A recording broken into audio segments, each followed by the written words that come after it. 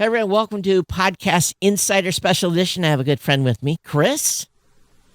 You are the man I am now going to label the purveyor of working with independent podcasters, and and I guess I should start off with first, just go ahead and give everyone your introduction, and then we'll get into the story here, I guess.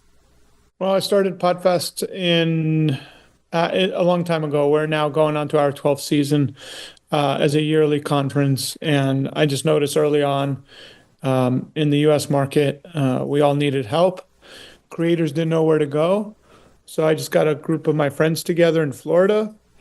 We had a nice little crew going. And then I think the fundamental thing about Podfest is we never left our eye off the ball, which is the independent creators looking to get started, looking to collaborate, looking to connect.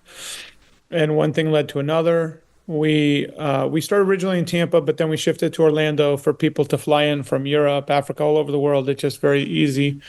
And now we're thousands of creators that get together. We have a conference in Asia that we do that, thanks to your support, we've been able to do now for 2 years in a row. So it's been quite a journey, but my background is helping facilitate, as the founder of Podfest, podcasters and creators to connect with each other and help each other. And then luckily for me, the last couple of years, we've also been able to host the Hall of Fame, which I think is a really big deal. Not from the Hall of Fame prestige perspective, which I think is a big deal, but it's a big deal because the young creators get to see there's an ecosystem of people that laid the foundation that they're walking on, and we're able to connect old and new. And I think that's really special. Having really attended just about every event known to man in podcasting, your event, in my opinion, really stands alone, and you got to be credited for this in that you fully understand that the creators, who are maybe the person that just started recording, maybe they're a year into, they're the ones that need help. And of course, there's the industry, the podcast industrial complex. But let's be frank, the majority of podcasters out there, more than 70%, are just worried about telling their story. And am I correct that your tagline for the show is "Where Your Voice Matters"? Is that still? Yeah, we've tried to change it, but it's so pertinent that's it. It's where your voice matters. Not change it, but update it. But it's just so perfect for what we do. So what is the updated tagline then? I'll let you know. It's still where your voice matters, but we're always trying to add different things. It's just marketing mumbo jumbo. Yeah. But at the purest form, that is our tagline. It's where your voice matters, where you matter, really, as a creator. And that's the ethos of Podfest. And I feel that some of the events out there have gotten so commercialized. We're even looking, what is our job as a podcast host? We're here to serve the creators and give them what they want. Sure, they're interested in monetization. They're interested, but the number one thing is I want to grow my show. That's the number one thing. I just want to grow my audience. I want to reach more people. And, if you go back to that few dozen people in Tampa, to now 5,800 plus. And of course, you had during COVID, you did the virtual summits and you set a Guinness Book World Record. What were the pivotal moments of growth along the way for the show? And then I want to get deeper into why a creator should really come to this event. But I think it's important for people to know your journey. So I'll give you some that stick out. So year one was we just put it together, not a lot of thought. We just thought, hey, this would be really good to help people starting out podcasting.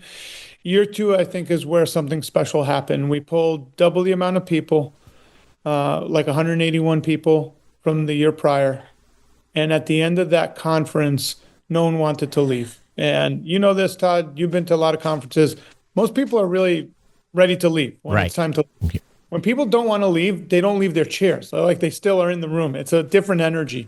So that's when I put up a microphone in the front of the room and I said, hey, if there's anything you want to share that you're grateful for, come up and share it. And no one came up because everybody was like, I'm not important enough. I'm not going to come up. So I've learned you have to address the noise in someone's head. And I said, listen, if you're thinking you're not important enough to come up, then you're the person that should come up. To my surprise, everybody got up. So then I had to put a second mic and say, hey, let's line up on the both ends. Because everybody's like, I've been thinking that. Yeah. So Yeah. that started our gratitude ceremony. That was a really pivotal moment because that bonded the independents to hear how they impacted each other. And then when we moved to Orlando, thanks to my good friend, one of my best friends, Neil Gilarte, who is now shining down from above, but he was the pivotal moment to take us to Orlando. His sister ran a hotel, and he said she's gonna help you out. And I was like, why? He's like, well, you help me out. She wants to help you out. And that really taking a show to, let's say, a Vegas or Orlando. I didn't understand this at the time. I know you do because you're a vendor. You understand this. People want to travel there. Their team wants to travel there, or their spouses want to travel there. So it makes the show much bigger because of the multiplying effect of what you can do in that city. There's more amenities for people to go there. So that year, though, we released the Messenger documentary film. That's right. And we made the first, full-length film about the world of podcasting. And a lot of the predictions in that film came true years later. But that was another pivotal moment because now it's like, oh, wow, they're not just talking about it, they're showcasing the independence. And then I would tell you, this is all pre-COVID because it's like before COVID and after COVID are two different events, okay? And then in 2020 was the high watermark as far as our in-person events. We had, I'd like to say, close to 2,000 people at the Marriott World. And it was a miracle we were there because it was a week before the lockdowns, or 5 days. I don't know. We ended on Sunday. That Wednesday or Thursday, we locked down as a country, which no one. We all knew something crazy was about to happen. We had no idea that we were going to be locked down for some of us for a couple of years. So, anyways, that was that chapter. And I mentioned some of the highlights, Todd, because the movie bonded us, because in that story we had Lee Silverstein, who started the We Have Cancer podcast. He didn't want to make money. He wanted to have an impact with other people with cancer and share his experience. So we were featuring a lot of these, creators have different reasons, right? They all want to grow, right? But they don't all want to monetize. There's different reasons why people do stuff. There's hobby creators. There's, nonprofit creators. There's all kinds of stuff that you learn when you start helping everybody. So I think that number's like 70 to 80%, to be honest. Oh, it has to be. It has to be even higher. Yeah, I'm with you. You're in. It might be 85%. Yeah. So those creators and those stories bonded us, and then because we got an event off 7 days before the lockdowns, it bonded us even deeper because we just had the highest of highs. That event, everything went right, and as you know, with events, nothing goes right. Like something usually goes wrong, but in that event, it was one of those rare events where everything broke our way pretty much. Mm-hmm. And the speakers were amazing. The venue was world class. Everything went really well. And then we all went home. And I think that's why we were able to set a Guinness World Record and then break it, is because our community was still intact going into COVID. Like we were all connected. And that's the special sauce. Now coming out of COVID was difficult because it did one of two things. A lot of new creators got into the space during COVID that didn't know there was a community. And a lot of the older creators either transitioned or paused, it's just the life cycle of a creator. So then we built that new audience along with some of the old audience. Going to Asia, we even went to Colombia, that also internationalized us because we chose the Philippines because of the cultural values of the people of the Philippines as very family, community orientated, which is Podfest culture. So it's been a wild ride, Todd. So all these things have really helped us create this amazing, vibrant community that's always there because we never betrayed their trust. And then the Hall of Fame is, like I said, that one's a big one because I always like seeing new people saying, I had no idea that people have been doing this for 20 years. And it's eye-opening for them. And it gives them perspective like, hey, this is not just something where you talk. This is like, there's people that laid plumbing and foundation for you to have the independence, to have your voice out there. And have that freedom, which is something that didn't exist before podcasting came around. You had to ask for permission for the most part. The Hall of Fame has evolved. I was fortunate enough to be inducted the first year, but the format changed to where the inductees are able to tell their story. They have enough time. Yeah, it's really beautiful to me. That's the beauty of it. And you're right. Hearing, and I've sat through those events, the awards, and amazed. I never knew. I learned stuff about other people and their journey and what they did and the people they affected and everything else. And, it kind of goes back to something you said earlier is about 70 to 85% or whatever the number is of people that are here to tell their stories, to share. When I lost my dad, my mom and I did a podcast called the Sherry Cast, and it was her about her journey of becoming a widow and, not being able to find the lawnmower key and, calling me in Hawaii crying. And I had to send my buddy to, it was these stories, right? And we did 27 episodes. We talked it out. It was therapy. And our goal really was in that show just to help one widow. And over the years, and that show's still up, over the years, we've had dozens. And, so for us, it was a healing thing, but we never had a goal to make money. We were just there to help. And, those stories don't change. I mean, you think about if you left this earth today, is your wife going to be able to find the lawnmower key? And that's a powerful thing. Yeah. And it's, it seems so simple, but yet it was just hanging on a 2x4, but, she didn't know to look left to look for the 2x4. The key should have been in the lawnmower, but you and her sharing that experience. I mean, how many other people going through that want to hear that they're not alone? Yeah. So, I know that you build Podfest as a creative first event. Concretely, what do first-time indie creators get there? And, we don't want to necessarily throw any of the other events under the bus, but what will they find there that they won't find in a bigger, more corporate show? Yeah, so I could say education, but I have to go a little deeper. The reason why our education is unique is the people that are educating the other individuals have come through call it our farm team, our system. So the system is the community. So like you have some of the best creators sharing like inside baseball stuff that they won't leave their house to share anywhere else. So when you have that impact, every year it seems like the education gets better and people are like, how do you do it? It's like, I don't do it. It's once someone shares that with someone else and then they do something and then they want to come share it, we have a very deep bullpen of amazing educators. So, when it's AI or someone just started, like I remember Ross was like, hey, I'm doing podcasting through Substack. Do you think that's interesting? I'm like, yes, very. Anything, whether it's, I want everybody to be aware of everything out there. So you're a great educator, Todd. You always pack the room in, and that's because you're always testing new stuff. You were adding video and like, hey, let me share what I'm doing with video. Great. That's the topic so what we do now is when we ask for our audience, our attendees are our speakers, many of them. We'll put out, hey, these are now we're very specific. We're like, here's the top 100 topics we're looking for this year. And then we find the best person in the community. Well, that's a very rare quality to have.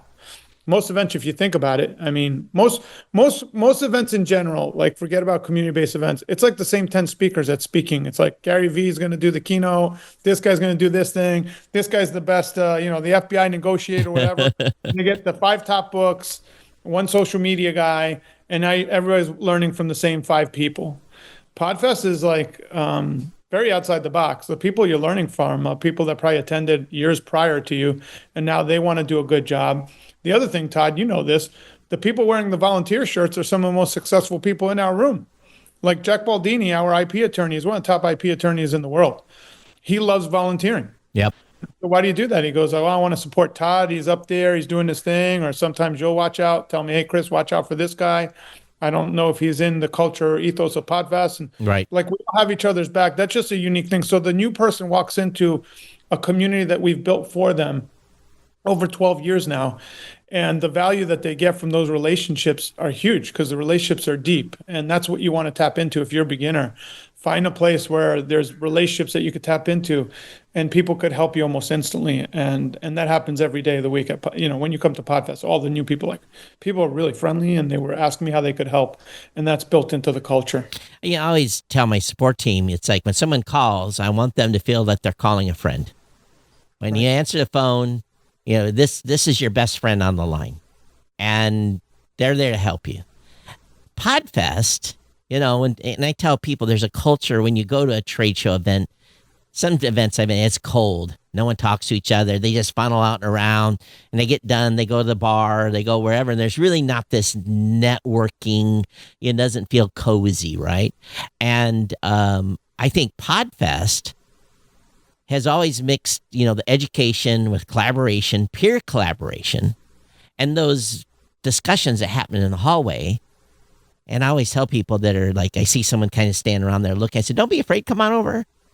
Join the conversation. You maybe and maybe they're just there to listen, and we get to meet friends. And so I think this education mixed with peer and the hallway action is great. And at the same time, you've vetted the speakers because of the community. You know who they are, and they the sessions stay tactical rather than pitch heavy. I've been to events where I've sit down and a keynote speaker. Now, obviously, if someone's got a book or something, they mention it. That's fine. Sure, that's cool.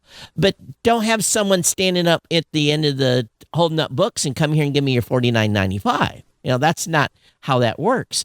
And so I know that there's invariably going to be a little bit of discussion, but people should educate and give good, those you want your, because every podcaster should be humbled enough to say, if I know something and I want to share it, I want them to take this information and bring it back with them and be successful. For us, educate, and I always tell my team, don't get pitchy. And if you talk about something of ours, always disclose and mention competitors. If Buzzsprout's doing something, Podbean, RSS.com, or Libsyn, always mention the competitors if you're talking about something specific we're doing, and so that people know there are other options out there. But I think one thing that you probably know more than I do is, can you give me a success story that came from a first, do you have someone in your head that was a first timer who left Podfest and hit a podcasting milestone? Something big happened just because they came to the event? I'm putting you on the spot here, but No, there's a lot of those stories. One I mentioned earlier was Lee Silverstein, who started the We Have Cancer podcast. He was actually hosting us at, we do a lot of pod tour stops, like meetups. He was hosting one of our first ever meetups, and my wife at the time had Biz Women Rock, a business women podcast.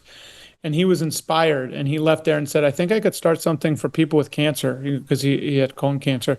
And he started the We Have Cancer podcast and wind up. The coolest part about his show, Todd, is most of us get you get like a DM on Instagram or something, great job, or I've been listening. Lee would get like old school letters, but delivered in like Facebook messages like, Lee, I just came out of surgery and now I'm walking one telephone pole after another to get my legs back like you were doing. He would share with us these crazy long emails. And that's kind of where it was eye-opening to me. Like, this is a very powerful medium. It's not just like, I get that making money is powerful, but the impact this guy was having on people's lives was incredible. That was one. The other one is Alex Sanfilippo of Podmatch actually told me he was quitting his job at Podfest. He was so inspired, and he's going to start a tech company. Literally, I had just written a book called Start Ugly. He's like, I'm starting ugly, bro. And I go, dude, let's talk about this. He was in aerospace. He did a really great job, by the way.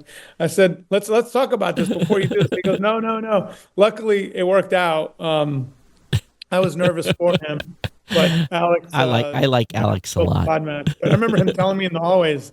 There's a lot of people. One of my favorite stories is Tom Fox, who started the Compliance Podcasting Network. He had already started, but I remember it was in 2017 or 2018. He looked at me. This was before monetization really came in heavy into podcasting.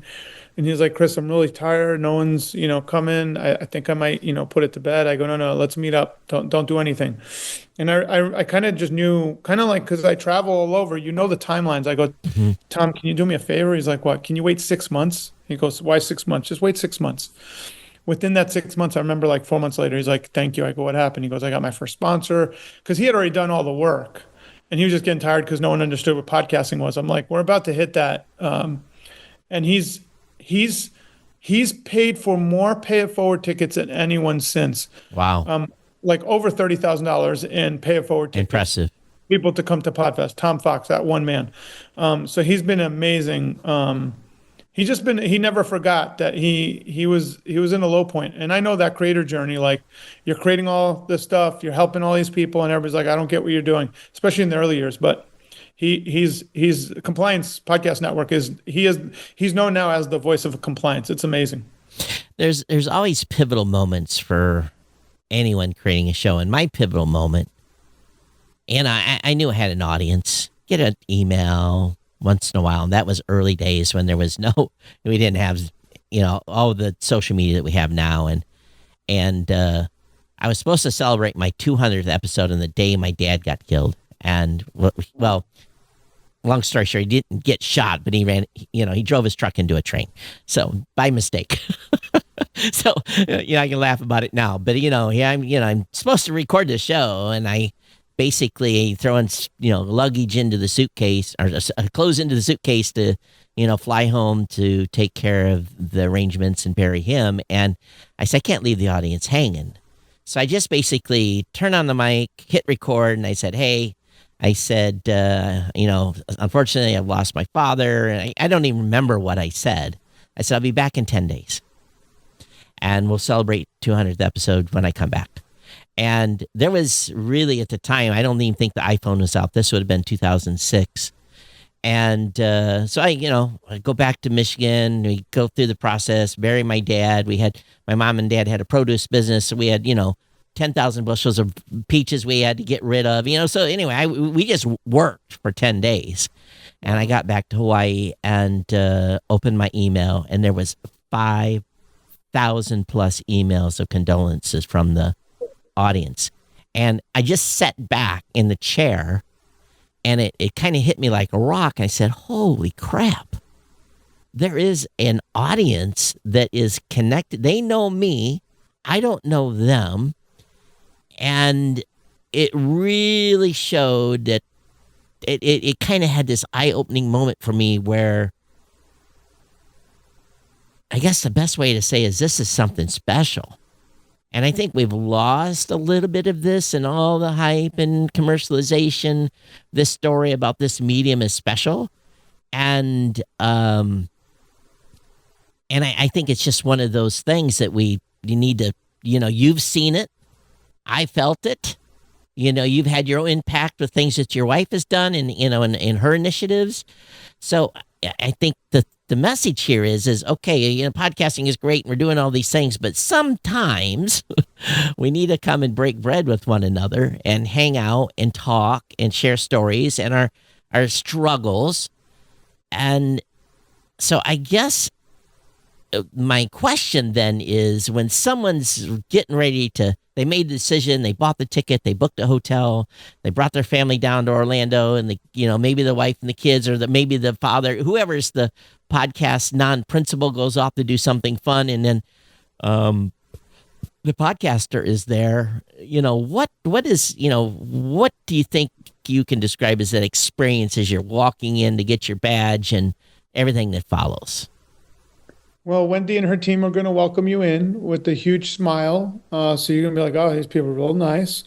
And then we have different orientations you could partake. But usually Thursday night, we have the influencer meet and greet. And I highly recommend going to that, because that's where you're going to make some lifelong friends within a 90-minute period, where we make it really easy for you to connect with other creators.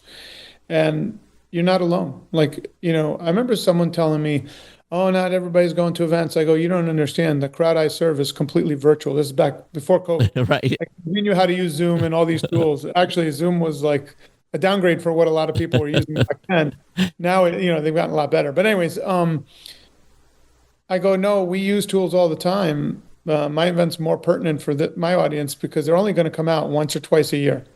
And they're going to be very selective of what event they're going to come to. So I go, I want to make sure when they show up, we have all kinds of different events that they could go to.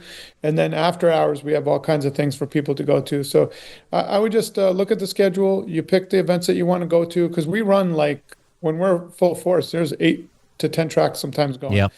So you pick what best serves you, and go make friends and say hello to the volunteers, because they're part of the community. Say, Todd, we forgot to mention this, and this is important. I'm not saying it because you're interviewing me, but our expo hall is one of our best touch points, because our vendors have been with us for close to a decade now.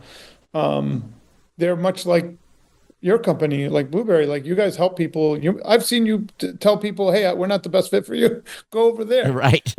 And I've seen you do that, and I've seen other vendors do that too. Yeah. So, like, people leave our expo hall like, "How'd it go?" They go, "They were so friendly. They had all these resources," and we always tell a Podfest attendee like.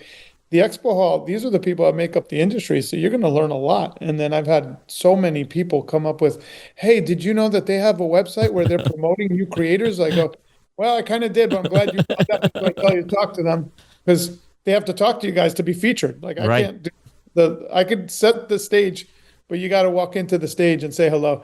And that's always a lot of fun when they talk to the vendors. And what happens for me, unfortunately and fortunately, I lose some of my audience into the expo hall, meaning they will not go into the education. Yeah. Yeah. They're having such a good time in the expo hall. So we always try and figure out a balance on both sides. That's Right? hard. I understand. It is hard, but there's people that won't go into the expo hall and hang out in the hallways at Yeah. Podfest. If I had it my way, I'd have everybody in Expo Hall and there would be no sessions. But I'm greedy. But I understand the value Balance, of, right. because what I do is I look to the program too, and like whoever's with me there, I'm like, all right, I'm going to sneak out for an hour or 45 minutes here. Which one do you want to go to? So we kind of do like this, a little bit of tag teaming, because there's always someone we want to hear, because you can teach no dog new tricks. So I think it's important. Diversity in podcasting in the early days, there was a few women at the events, but boy, that has completely changed, and you have people from all over the world that attend. Can you talk a little bit about that? Yeah, I don't know the exact percentage, but I would say half our audience is female. I would think so too. Yeah, because we have a heavy influence, always have. We just, because I go to here's what we do actively. We go to different groups, different cities, and each city has its own different makeup. Like I'll be in San Antonio, there's someone that's doing like Tex-Mex music on the border there, and they're like, "Hey, do you think I come on?" And I'm like, "Yeah, we have a community in Orlando once a year. If you can make it out, I'll connect you to all the top people." They're like, "I'm in." We'll go to Houston. We'll go, Baltimore. Baltimore was right downtown. A great audience, I would say, I think it was 99% African American and one Latino. And then I think Lee, who is Asian, was running the group. So it's very diverse. So when you start inviting everybody, I had a mentor that always said people show up where they show up when they're invited. So we make sure that everybody gets invited. We don't create quotas. We don't create anything like that. It's very holistic.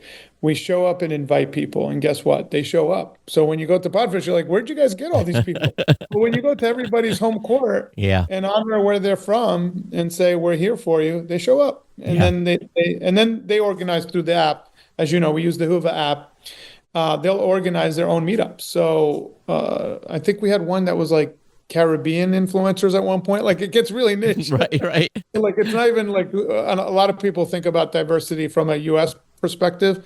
It's like you said, there's people in the Caribbean. All of a sudden, we have people in Europe organizing, people from the continent of Africa, people in Asia, people in South America. So it gets really niche, which I love. And then then also the more pertinent niches outside of people that you could relate to, I think, are the ones that are around the topic you want to learn. So some people will do a live streaming niche, a live streaming LinkedIn niche. You go learn, go talk to those people. Yeah. The people organizing probably are the top dogs in that field, or at least they know the top dogs, and you could get started and tap right into it. And I've kind of snuck around sometimes and looked in rooms or looked in, in an area where they've done a meetup, and it might be 5, 6, 10, might be 20.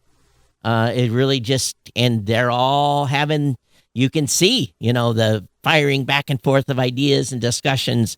And I think that's what makes it important. It's those discussions in the hallways and those group meetups. And I think that you in the military creator meetup. Shout out to VP and his wife Mara, who host the military creator meetup. That's a huge community we have. Christian creator meetups. We want everybody to feel welcome. Yeah. Across the spectrum. One of the criticisms I've had of other events is the days they're having the event, and you've really understood that. Number one, creators have limited PTO. Number Okay. two, they may be doing this as a hobby, and their budget is often something they have to consider. So taking a travel on a Monday, attend an event Tuesday, Wednesday, Thursday, and travel home on a Friday, it's awful hard to maybe sell a partner on that, especially if you're going to a destination where you're locked in and can't do anything. And you have made it so that in Orlando, they arrive on Thursday. So we have Thursday, Friday, Saturday, have the event on, and then they are free on Sunday. Of course, they can come to the gratitude store In the morning, but then they and could go wherever they want. and go Yeah. wherever they want, and then maybe you sneak in a Monday or Tuesday, so that you basically kind of you put it on both ends, so that someone doesn't have to burn so much PTO, yet they get all this value and making an event for the family. Or maybe it's something easier to sell to a partner or a spouse to say, hey, okay, I'm going to go Thursday, Friday. I'll be back Thursday, Friday, Saturday, be back on Sunday. I only have to take 2 days of PTO. This is going to work out perfect. I fly back home Sunday afternoon, and I'm ready for work Monday morning. Yeah. I think that is people, if you think about that change in just that little slippage, makes it huge difference. Yeah, my wife was trying to go to a conference that was Monday through Thursday. And she, we have 2 little kids. Yeah. Like if you think about, and I'm in the household. Obviously, she can do it because I'll watch. Yeah. But it puts a huge strain on us. Imagine if it's a single mother that's a creator. Right. If at least if you have that, let's say Friday, Saturday. Let's say you can't make it Thursday. Hey, I can make it in Friday morning. Our 2 main days, right? It is Thursday, Friday, but you could get Friday, Saturday. Mm-hmm. Maybe you could get in one of those days, or someone could say, hey, ask a sibling, hey, can you come with me, hang out at the hotel, watch the Right. kids while I'm Right. down there? And if people have kids that are not disruptive, we're okay if they're in the back of the room. We understand. Like, there's a lot of circumstances. So you got to Sure. always, you just got to be understanding of where people are coming from, because you never know. And you're not gonna hear that from some of these other big events. Oh no, 18. You have to be 18 or 16 to come in the door. You can't even be in here.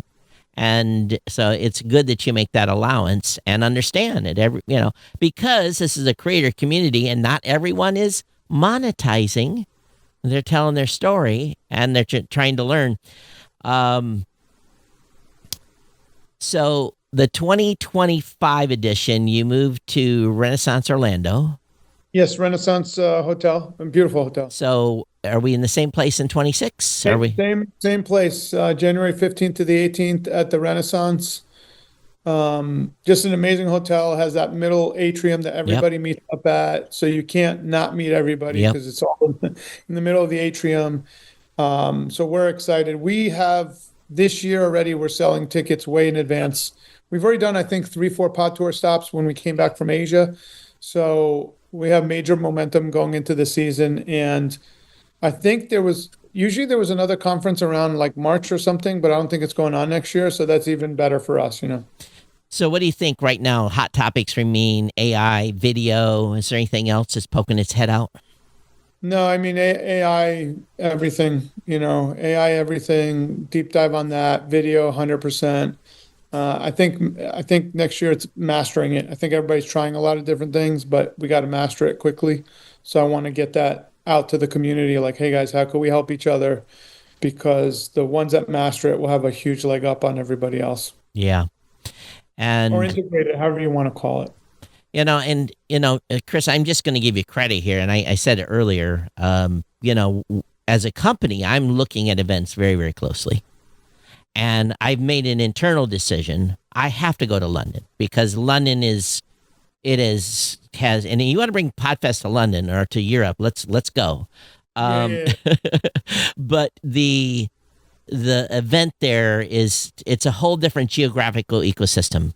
People can take the train in from France and be at the event and take a late train home and they offer day passes. But anyway, we've decided we're gonna go to London. We're definitely Podfest is locked in. We're not gonna stop going to London. But I'll be honest, there's a few other events this year. We're gonna take a heavy look, and I understand there's a need for the commercial space for that 15% that is a commercial podcaster. And there is potentially a show for them, but we're potentially going to be a 2-show company next year, and that's why I wanted to have you on, was to make the creators, the podcasters, video or audio, that if you're not wrapped completely around the axle that I have to make money to make this survive. And you have monetization panels. It's not like you don't. Yeah, we have the whole track and all that. So, yeah. So you get that. There is an event for you that you should heavily consider.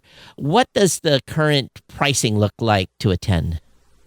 I think we still have the Expo Pass at like $99 on up to the people that want to go VIP, which is like $700. So we have, and everything in between. Yeah. Creator Pass like $299 or just under. So right. We have everything for everybody. I would say if you're looking for education, hands down, buy the Creator Pass. Obviously, if you want to go hang out in the VIP room and see who's in there, that's always an option for people that do that. But that, and if you're strapped, go buy the Expo Pass, because we have 2 tracks of education in the Expo Hall, and they're just as good. It's not like we water it down. Right. Because you have last year you had 3 stages in the Expo Hall, I think. I think it was 2. Maybe there was a third, but there was 2 going on full time. Yeah. And again, I think you're right. I think that Creator Pass you'll get every penny of value out of that ticket for sure. I truly. And just to be honest with you, where can you go and get 2+ days of fire hose of information from this group of people that you have built up, that you trust, that you have a relationship with, that are the voices that these people should be listening to? I go to some events, I'm like, who is that person? And I might do that at your event too, but I also know that you really care. And I'm like, we bet if you don't know the person, we vetted through the person. Yeah. Yeah. So it's like this. There's been a vetting process. What metric, and this is, of course, you have to make money. What metric tells you the Podfest year was a success? Really, our ticket sales is good and strong, but it's really our vendor metric. So we've been very fortunate to have vendors like yourself. Not that you come back every year, where you help us is you tell other vendors. Right. So that's the real, that's the real help. Yeah. We landed like Adobe from a past vendor telling Adobe to come to us, and because they had one place they had to go to for creators, and they go hands down Podfest if that's what you need. So that's really helped us create a really beautiful relationship with Adobe. So yes, our current sponsors, but people don't realize when you're in an industry, it's all word of mouth. Like I could advertise all I want. If right. Todd doesn't, it's good. People aren't showing up. I'm being right. literal. People will tell me, Todd goes to your thing. He loves you. That's why I'm here. Yeah. So that's really the vendor and the attendee. But financial success, that we could cover our expenses and make a paycheck. I will tell you, Todd, you helped us. We underwrote a loss at Podfest Asia both years, but if it wasn't for your support, especially this past year, I don't know if we would have been back. You underwrite lunch for everybody. And for those that don't know, in the Asian culture, it's a big deal to include. It's not like here where like you could upsell and cross sell. Hey, people know it costs a lot of money. Mm-hmm. Over there, it's culturally, you have to feed your people. Yeah. You're actually looked upon really poorly if you don't feed your people.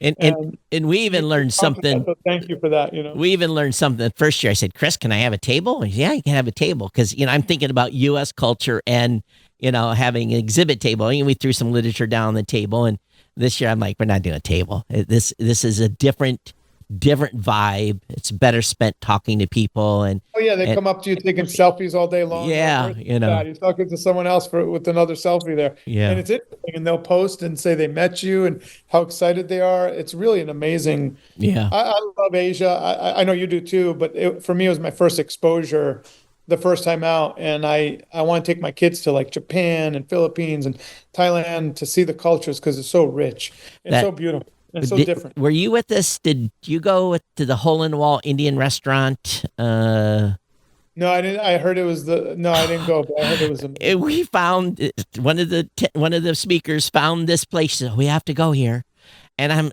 we walking up some like back stairs. I mean, really, like I'm like, this is a little sketch, and we walk into this Indian restaurant, and I'm like, you know, I've had a good family friend when I was growing up he cooked real super and I just felt like, oh, I have found the place. So I tell all my friends now, I know a great Indian place in Manila that no one knows about that I'll take you to. So it's like, it's kind of an I love offshoot stuff thing. like that. Yeah. I love stuff like that. But no, I think if you look at international, I've been asked to come to Madrid and speak in an event, and I know I can't go to one that was in somewhere, I think in Indonesia. There was another event, just scheduled didn't align. But I think that what we find with the international audience is they're hungry. Very, yeah, hungry. They're hungry for information. So, I'm hoping that Podfest Asia continues. I know that there's a lot of variables in that. I think you're almost outgrowing the venue there. Yeah, that's part of the challenge now is we're holding back the growth because the venue is so perfect, but it's hard to. I'm working on it. I want to if I can, I want to take my girls, if I do go to Asia next time, I want to expose them to different cultures, and I think going out there, but doing a whole family trip is a little bit more intricate, so I'm just trying to figure things out. And the price of tickets and everything else. All that stuff. Yeah. So obviously it's a family trip, but it'd be great for Podfest Asia to turn a profit because that's right.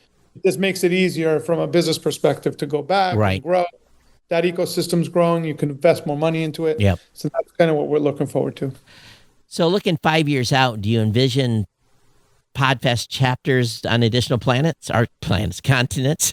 planets? I do envision Asia already. I mean, you saw it. The top senator, one of the top senators, Pia Gaetano, came to speak the first year, and then she was inspired and started her podcast. I think it's called My Story, or she was talking about it. Mm-hmm. She was in the middle of a campaign. She had done like 6 speeches, and she's like, I cannot miss saying hello to everybody.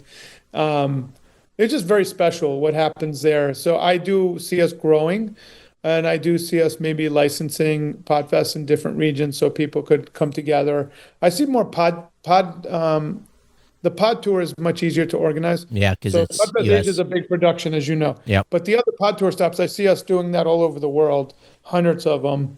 5 years out, and I do see the Orlando chapter growing much bigger with diverse creators from all over the world. So I'm excited for that. So do you have a myth about is there a myth in podcast conferences that you wish you could bust forever? Is that even something that's ever crossed your mind? Because I've been doing a new series about myth busting. Myth busting. Yeah. Well, I think the myth I used to deal with just from the layman is like, why would podcasters don't show up to events? Like, no. The myth is if we're always virtual, we have to have an event to see each other. And someone's like, oh, I didn't realize that. Like, yeah, they might be, like you just said, very picky about where they're going to pick that time. That's right. I knew that outright. So I'm just very fortunate that I've earned the trust. And then the myth at Podfest in the early years is because we're so community friendly, everybody thinks it's 100 people showing up. Because the way it's described to them. And then they show up and they're like, oh, this is a lot bigger than I thought.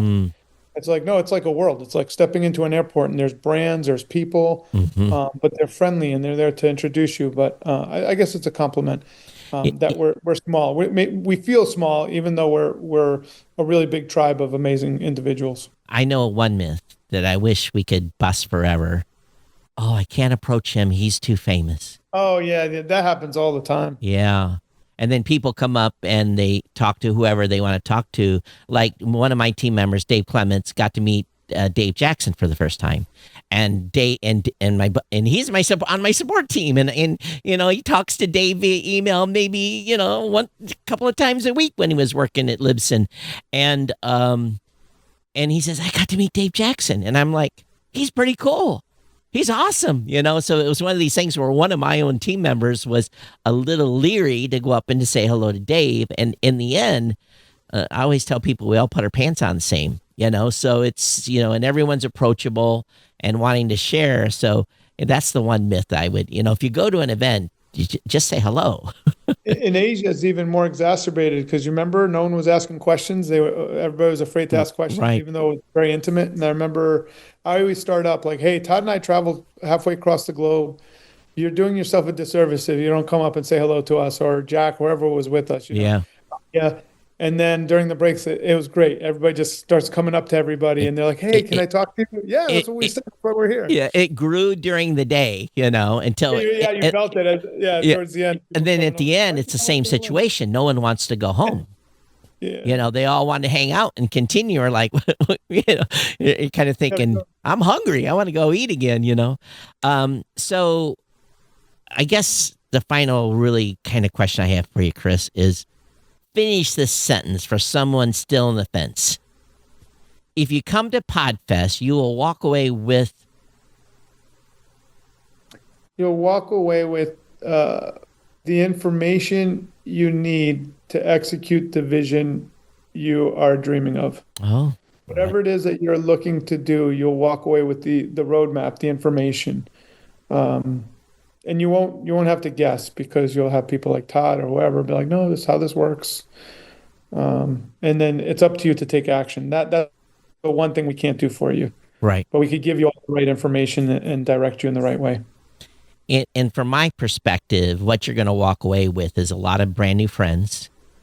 You're going to walk away with people that you will now be emailing with, maybe doing Zoom calls, people you'll be collaborating with. And really, the key to that success is don't be shy. Say hello. My name is whatever your name is. I have a podcast. What is your podcast about? And if I don't have, if it's not my genre, I say, well, I know XYZ. It's got a show similar to yours.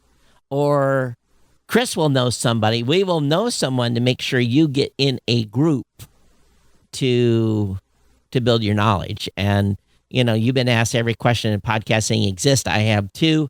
Very, very seldom am I stumped, but if I am, usually there's someone there that can help. Well, and that's the important thing about the information. And I'll give someone an example to concretely understand what you're saying, because you're saying something very specific. Like if you get a podcast coach that started a podcast, not right or wrong, they only have one touch point. So they only know their experience, and usually they're teaching off that experience. If you're someone like myself or yourself, we've seen thousands of case studies that worked, hundreds, maybe thousands of different ways. So like, let's say my wife does a meditation podcast. I could tell you, you don't put an ad in the middle or at the end of a meditation podcast. Right. I know it sounds obvious, but if you ask every meditation podcast that started, they didn't know it when they started. And they put the little thing like, hey, I'll put a little ad chapter or whatever. And then it's the most peaceful audience until you put an ad at the end of their meditation. You can hear from every one of them. And it's funny, but it'd be great to direct you to someone that does meditations, or like, I don't know, like my wife has pregnant pauses in there, and you're like, hey, there's something wrong with the audio. No. In that niche, that is a desired effect. But I wouldn't, I listened to summer meditations, but I remember once I was like, you're going way too slow. She goes, it's a meditation. That's how it works. And the different genres have very unique things because the audience is a little different. Right. And that's right. like I said, we could triangulate you and get you that specific niche information you need, not the generalized information that everybody has access to. Well, if you've stayed with us to this point, it's very simple. It's just podfest.com. Yeah, podfestexpo.com.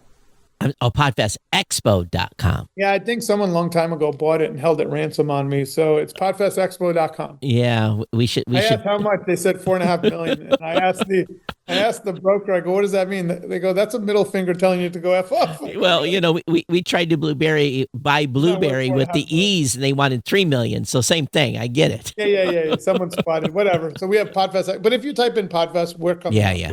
Yeah, podfestexpo.com.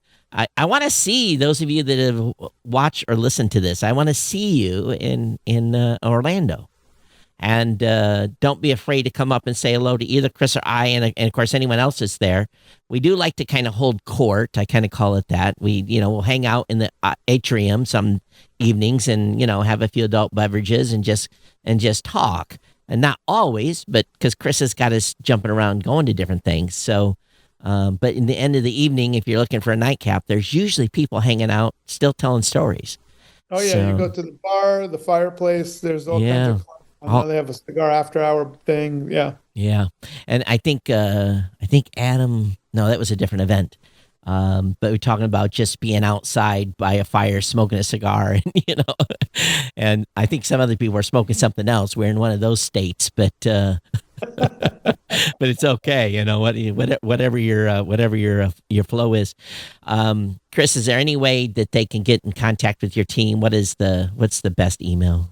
Honestly, just go to the contact us page through the podfestexpo.com. That way the whole team gets the notification. And we're on all the socials, Podfest Expo. But Todd, I appreciate you for what you've done for the industry. You've been doing this a lot longer than I have, even though I've been at it quite some time. And I'm excited to help as many new creators that need the help. And that's what we're here for. Yep, and that's the thing, is to help. That's the key. That's the key word there.